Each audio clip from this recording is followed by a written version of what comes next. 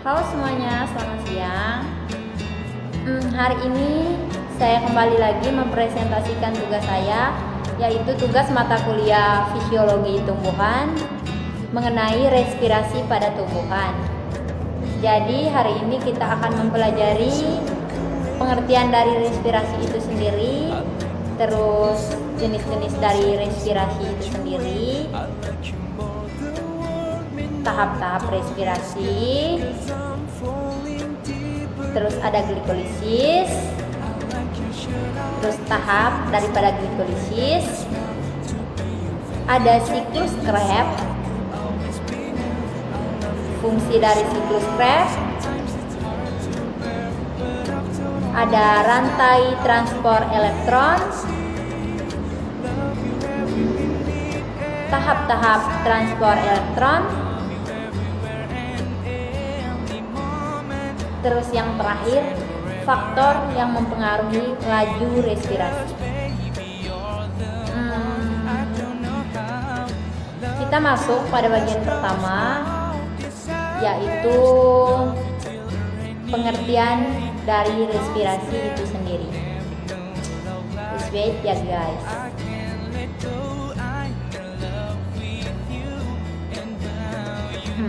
Oke.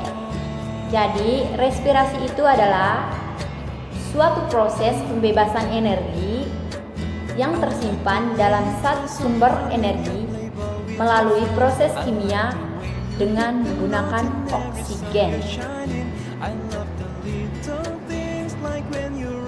Terus jenis-jenis dari respirasi.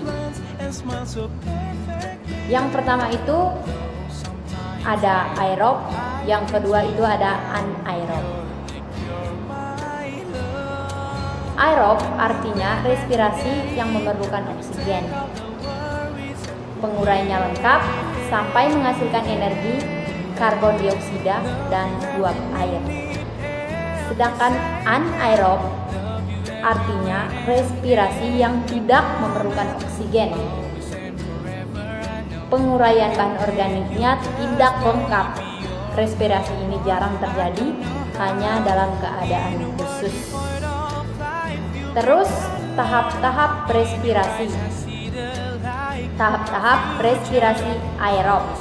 Yang pertama itu ada glikolisis, yang kedua ada siklus Krebs atau trikarboksilat, yang ketiga ada transport elektron atau sitokrom.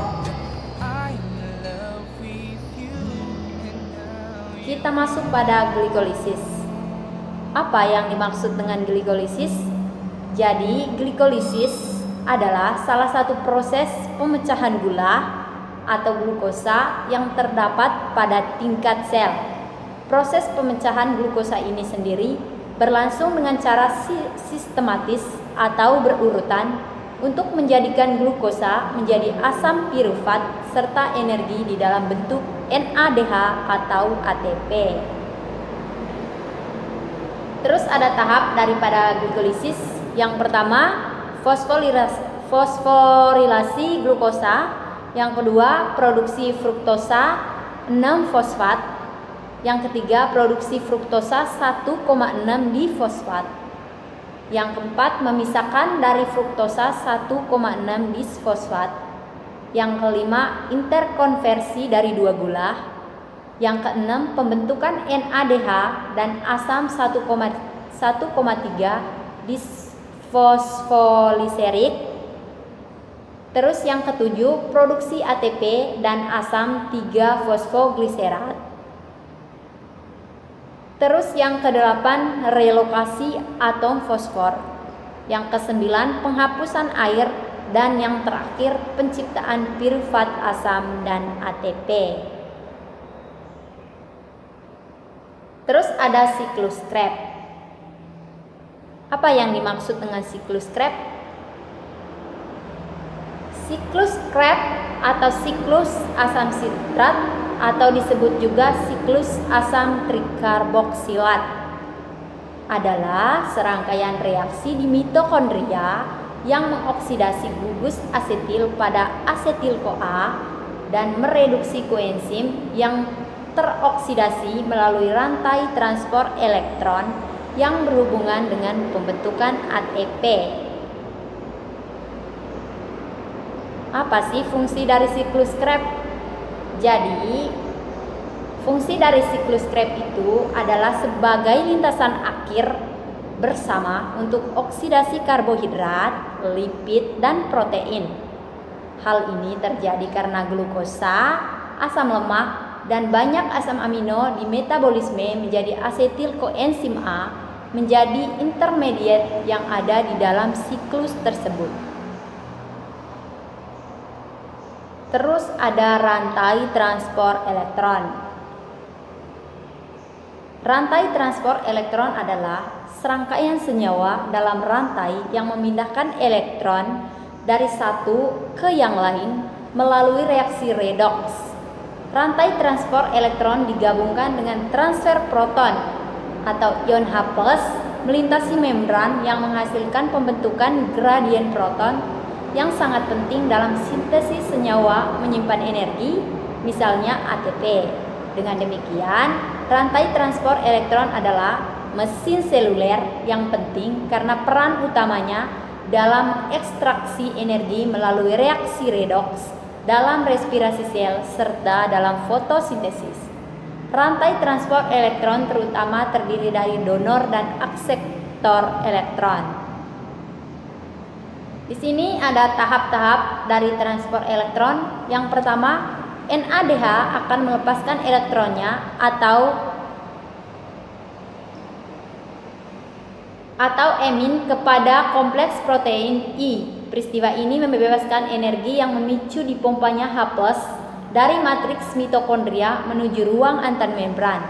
NADH yang telah kehilangan elektron akan berubah menjadi NADH+. Yang kedua, elektron akan diteruskan kepada ubiquinon.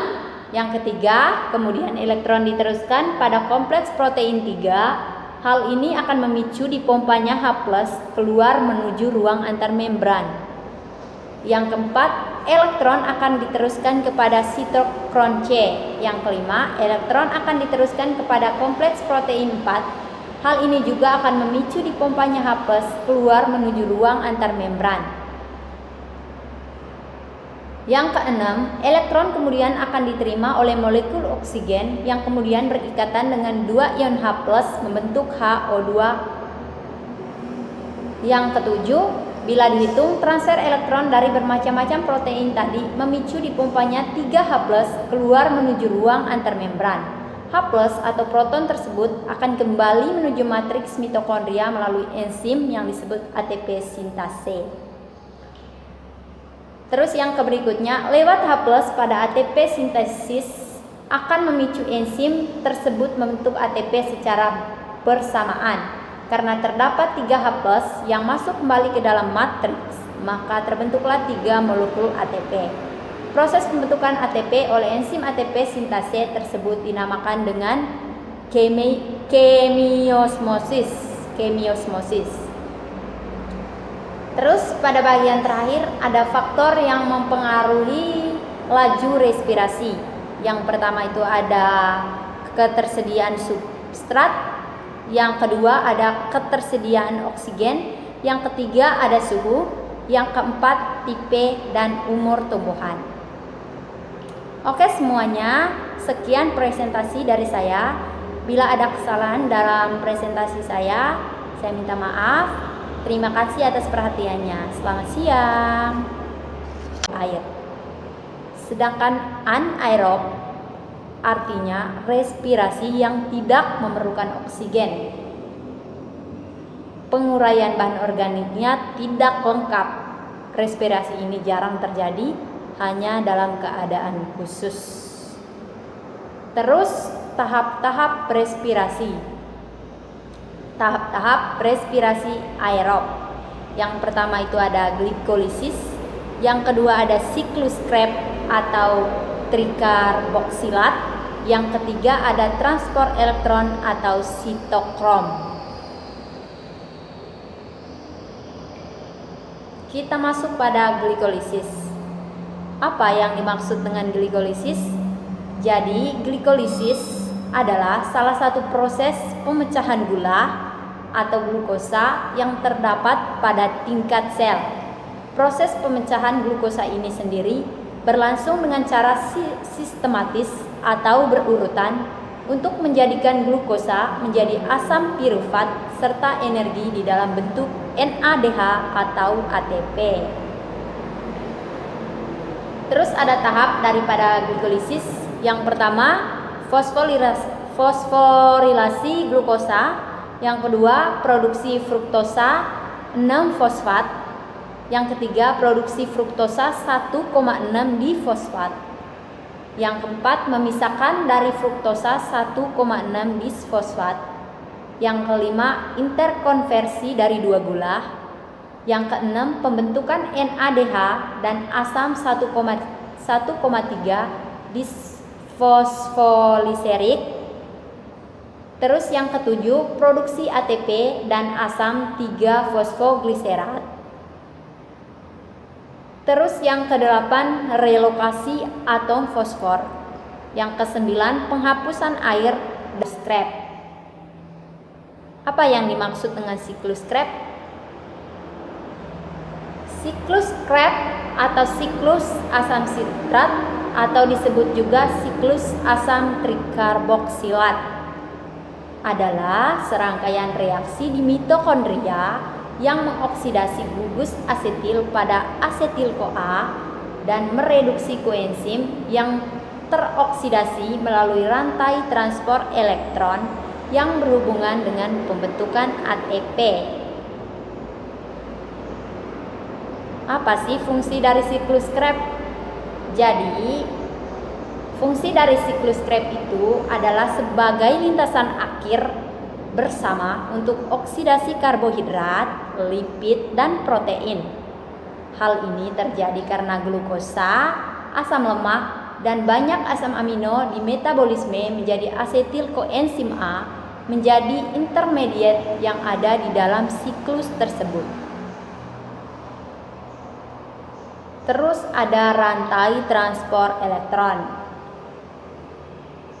Rantai transport elektron adalah serangkaian senyawa dalam rantai yang memindahkan elektron dari satu ke yang lain melalui reaksi redoks.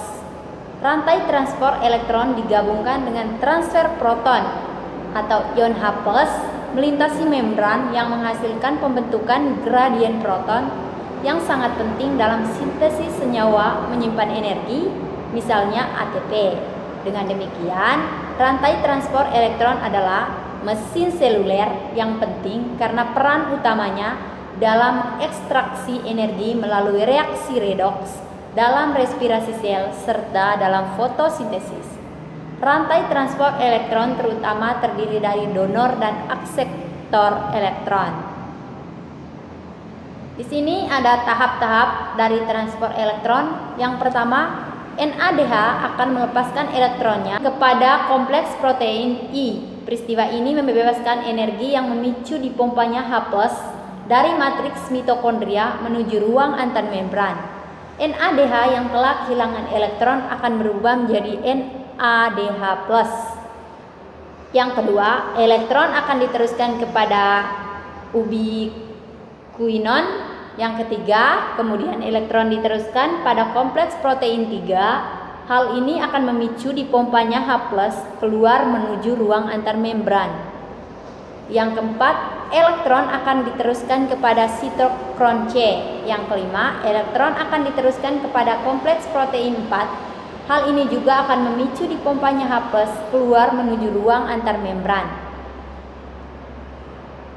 Yang keenam, elektron kemudian akan diterima oleh molekul oksigen yang kemudian berikatan dengan dua ion H+ membentuk HO2. Yang ketujuh, bila dihitung transfer elektron dari bermacam-macam protein tadi memicu dipompanya 3H+ keluar menuju ruang antarmembran. H+ atau proton tersebut akan kembali menuju matriks mitokondria melalui enzim yang disebut ATP sintase. Terus yang berikutnya, lewat H+ pada ATP sintesis akan memicu enzim tersebut membentuk ATP secara bersamaan. Karena terdapat 3H+ yang masuk kembali ke dalam matriks, maka terbentuklah 3 molekul ATP. Proses pembentukan ATP oleh enzim ATP sintase tersebut dinamakan dengan kemiosmosis. Terus pada bagian terakhir ada faktor yang mempengaruhi laju respirasi. Yang pertama itu ada ketersediaan substrat, yang kedua ada ketersediaan oksigen, yang ketiga ada suhu, yang keempat tipe dan umur tumbuhan. Oke semuanya, sekian presentasi dari saya. Bila ada kesalahan